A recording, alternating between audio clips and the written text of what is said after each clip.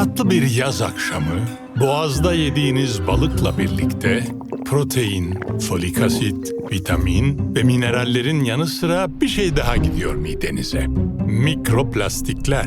Havada, akciğerlerimizde, anne karnındaki bebeklerin plasentasında, hatta insan kanında bile plastik parçacıkları fink atıyor. Scientists from the Netherlands and the UK recently identified microplastics in two areas of the human body where they have never been seen before. Latest research shows microplastics have been discovered in our lungs and in our blood. İnsanlığın ayak basmadığı okyanus dipleri ve ulu dağların zirveleri bile plastik parçacıklarıyla dolu. Yeryüzünde canlı yaşamının sonunu getirecek kıyamet, amansız depremlerle ya da güneşin batıdan doğmasıyla gerçekleşmeyecek. O günü kibir, safahat, şımarıklık, haz düşkünlüğü, kontrolsüz tüketim ve pervasızlık getirecek. Kaynaklar kısıtlı, dünya kırılgan. Ve kibir bildiğiniz gibi plastiktir.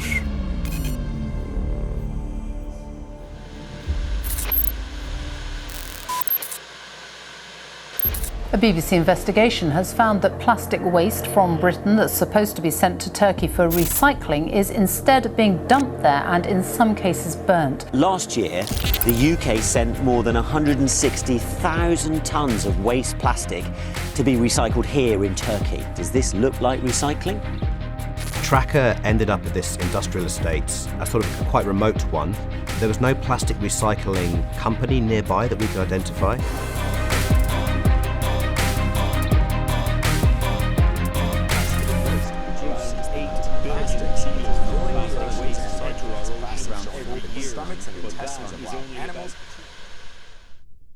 İlk plastiklerin içinde başka malzemeler de vardı. Bugünse tamamen sentetik olarak üretiliyor. Ana ham maddesi ise, hayır, kauçuk değil, petrol. Plastik teknolojisindeki büyük sıçramayı tıpkı nükleer silahlar gibi İkinci Dünya Savaşı'na borçluyuz. Cephede savaşanlara matara, paraşüt, giysi lazımdı. Ucuz, hafif, çok ve çabuk üretilebilir olmaları gerekiyordu. Ama plastiği bu kadar yaygınlaştıran sadece bunlar değil. Plastiklerden içimiz yanmadan, ardını düşünmeden, yani pervasızca kurtulabiliyoruz. Plastiği inkar edebiliyoruz. Size bir soru. Bakır bir hamam tasından mı, yoksa plastik su şişesinden mi daha kolay vazgeçersiniz? Düşünmeden su şişesi diyorsanız cevap doğru. Peki, diğer hatalarımız gibi plastikten de onu yok sayarak kurtulabiliyor muyuz? Hayır. Dünya çapında her yıl 1 milyon kuş ve milyarlarca deniz canlısı plastik atıkları yüzünden ölüyor. Her yıl okyanuslara 12 milyon metrik ton kadar plastik karışıyor. 1950'de sadece 1,5 milyon metrik ton olan küresel plastik üretimi, 2020 itibariyle tam 367 milyon metrik tona yükseldi. Bu, 8 milyar civarındaki dünya nüfusu için kişi başı yılda 45 kilo plastik üretilmesi demek. Dikkat ediniz, her yıl. İcadından bugüne kadar 9,2 milyar metrik küp plastik üretmeyi başardık. Bu ne kadar mı ediyor? Bu kadar. Plastik kirliliği etrafta gördüğümüz su şişesinden ibaret değil. Plastikler doğal şartlar altında dağıldıklarında da yok olmuyor. Un ufak oluyor ve kimseden izin almadan gezmeye başlıyor. 10 santimetrelik bir plastik atık okyanusa gittiğinde en az 30 bin serbest gezen turiste bölünüyor. Bunlara mikroplastik deniyor. Bu minik canavarlar okyanus tabanında birikip gıda zincirine dahil oluyor. Oradan da yediğimiz balığa, içtiğimiz suya geçiyor.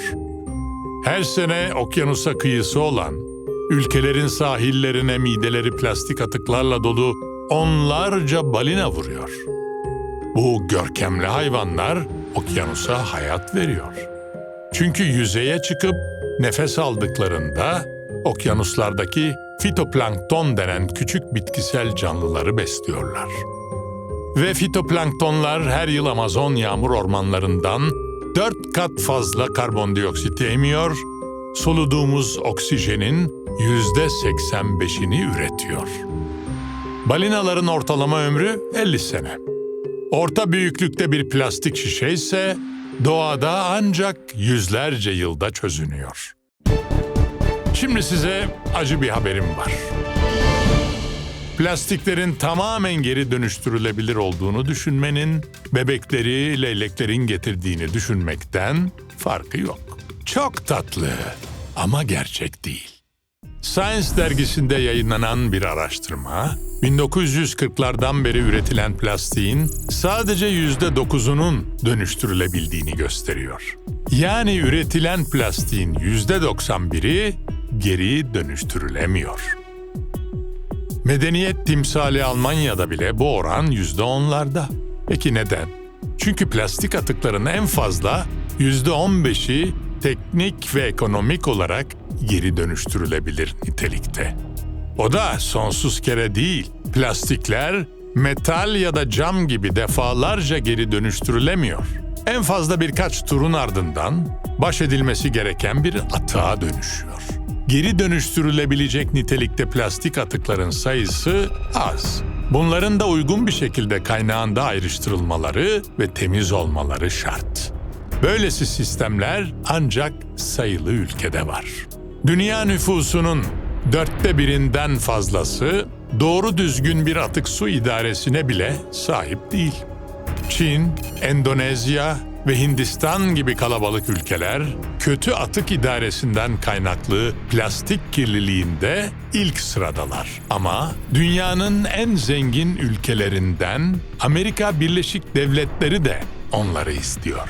Zengin ülkelerin bir şekilde toplayabildikleri plastik atıklardan temiz ve ucuz yoldan geri dönüştürülebilecek olanları, yani çok azı daha o ülkedeyken geri kazanılıyor. Geri kalanlarsa düzenli depolama alanlarına terk ediliyor, yani gömülüyor.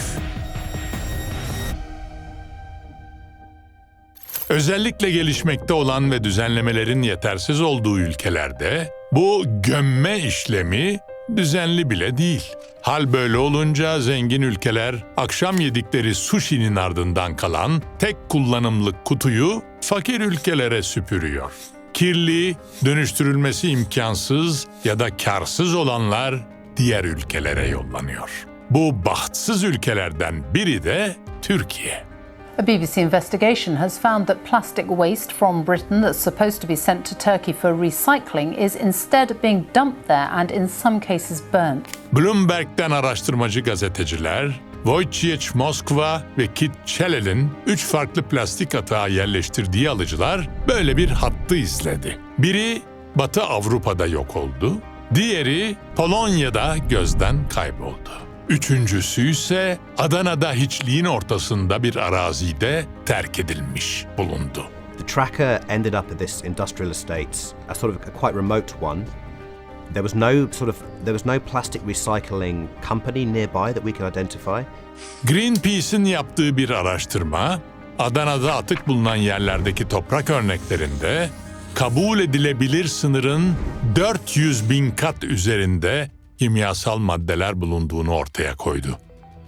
Plastik üretimiyle ve yakılmasıyla ortaya çıkan kimyasalların hem plastikte hem külde hem de toprakta hem de suda olduğunu tespit etmiştik. Bu sadece insan için de geçerli değil. Yetiştiricilik hayvanları da bu plastiklerden ve bunun yarattığı yakılmasıyla ortaya çıkan zehirlerden oldukça etkileniyorlar. Avrupa'dan Türkiye'ye gelen plastik atık Eurostat'a göre 2004'ten beri tam 155 kat arttı. The UK sent more than 160,000 tons of waste plastic to be recycled here in Turkey. Does this look like recycling? Nitekim Interpol raporuna göre atık ithalatı organize suç rotalarıyla özdeşleşmiş durumda. 2021'de ortaya çıkan görüntüler ve Greenpeace Türkiye'nin hazırladığı rapor epey gürültü çıkardı. Çevre, Şehircilik ve İklim Değişikliği Bakanlığı 18 Mayıs 2021'de polietilen plastik grubunun ithalatını yasakladı. karar hali hazırda Türkiye'ye giren plastik atıkların neredeyse %70'inin engellenmesi anlamına geliyordu. Ancak bir yıl sonra aynı görüntüler yeniden gündeme geldi. Çünkü yasanın yürürlüğe girmesi için gereken 45 günlük sürede plastik lobisi boş durmadı. Bakanlığın plastik atıkları azaltmak ve ithalatı kısıtlamakla ilgili politikasının karşısında gücü hafife alınmayacak dev bir endüstri vardı. Devreye girmesinden sadece bir hafta sonra yasağı kaldırttılar. Sonuç olarak 2022 yılında da Avrupa'nın çöpünü almada birinci olduk. Atık ithalatı azalacağı yerde 2019 yılına oranla %13 artmış durumda. Bu yüzden sivil toplum kuruluşları alınan önlemleri etkisiz buluyor ve atık ithalatının tamamen yasaklanmasını savunuyor. Talepleri net. Kimse baş edemeyeceği atığı üretmesin. Herkes kendi evinin önünü süpürsün. Bugüne kadar gönderdikleri atıkların da hesabını versinler. Plastik üreticileri dünya çapında müthiş bir lobi gücüne sahip olsa da plastik kirliliğinin bir sorun olduğunu kabul ediyor ve Birleşmiş Milletler'in sürdürülebilir kalkınma hedeflerine bağlılık bildiriyorlar. Birçok ülke plastik kirliliğinin cehennemi sonuçlarını önleyebilmek için kimi somut adımlar atıyor. Türkiye ise tablodan da anlaşıldığı gibi tek kullanımlık plastikleri yasaklamada dünyanın gerisinde. Ve pervasız bir kullanat kültürünün sonucu olan tek kullanımlık plastikler atık kirliliğinin en öncelikli ve belalı kalemi. Aslında 1 Ocak 2019'da plastik torbaların ücretli satılmaya başlaması, market alışverişlerinde plastik torba kullanımını %70 düşürmüştü. Ancak önlem yetersizdi. Market reyonlarında kullanılan ve asla geri dönüştürülemeyen ultra hafif poşetlerle ilgili bir düzenleme hiç yapılmadı. Türkiye'de kişi başı yılda ortalama ultra hafif poşet tüketimi sayısı 196. Pandemi önlemleri, her şeyi ambalajlama ve online alışveriş çılgınlığı, plastik atık konusunda atılan adımları daha da anlamsızlaştırdı. Kullanat kültürü kendine meşru bir bahane de bulmuştu. Hijyen. Türkiye'de plastik atık miktarının yılda 6 milyon ton civarında olduğu biliniyor. Bunun 1/3'inin doğal kaynaklara karıştığı tahmin ediliyor. Türkiye'de yaşayan herkes Akdeniz'e yılda kişi başı 1 kilo plastik atık gönderiyor. OECD'nin 2019 tarihli bir raporuna göre Türkiye atıklarının ancak %10'unu geri dönüştürüyor. Bir Greenpeace araştırması, Türkiye denizlerindeki tüm balıkların %44,3'ünde mikroplastik olduğunu gösteriyor. Böyle giderse 2050'de Marmara Denizi'ndeki plastik atık oranı korkunç bir hale gelecek. Neden mi? TÜİK'in 2020 verilerine göre Türkiye'deki 1389 belediyenin 1387'sinde atık hizmeti veriliyor. Her türlü çöpün dahil olduğu bu toplam atığın %13'ü geri kazanım tesislerine gönderiliyor. Ancak bu %13'ün içinde diğer geri dönüştürülebilir malzemeler olan kağıt, metal ve cam da var. Ancak bunlar çoğu durumda dönüştürülemeyecek kadar kirlenmiş oluyor. Bir de geri dönüşüm işçilerinin topladıkları atıklar var. Ancak vahşi toplama denen bu yöntemle ilgili veri toplama ve izleme mümkün değil. Başa dönersek bu plastik deterjan kutusunu daha evden çıkmadan bir çalkalamanız, yakınlarda bir geri dönüşüm kutusu olması ve bunun üzerinde plastik yazan bölmeye atmanız, ilgili belediyenin de bunları düzenli toplaması ve dönüştürmesi gerekiyor. Böyle tıkır tıkır işleyen bir sistem olmayınca plastik sanayicilerinin Türkiye'den geri dönüştürecek miktarda atık çıkmadığı iddiası sürüyor.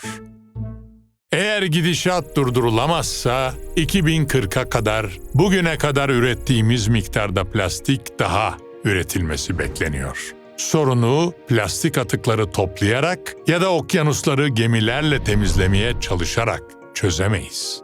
Topladık diyelim. Bu atıkların çoğu geri dönüştürmenin çok zor olacağı seviyede kirli.